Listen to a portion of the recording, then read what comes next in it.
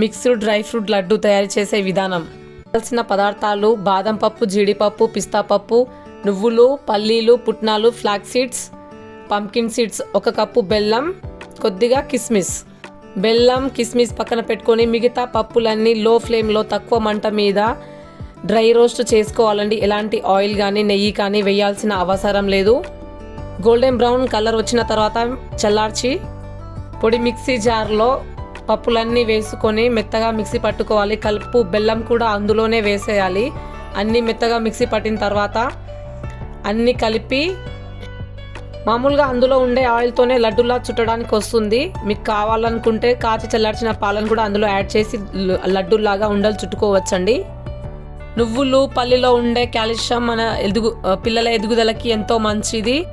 Flax seeds వల్ల జుట్టుకి చాలా మంచిది, ఎన్నో ప్రయోజనాలు కలుగుతుంది.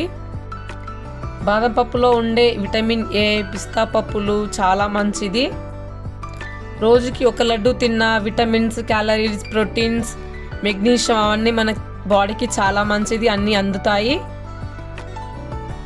పంకిన్ సీడ్లో ఉండే విటమిన్స్, కాల్షియం మన హెల్త్కి ఎంతో మేలు చేస్తుందండి. నువ్వుల్లో ఉండే కాల్షియం పిల్లల ఎదుగుదలకి, బోన్స్ స్ట్రెంత్కి చాలా మంచిది. మీకు ఈ వీడియో నచ్చితే లైక్, షేర్, సబ్స్క్రైబ్ చేసుకోండి ప్లీజ్.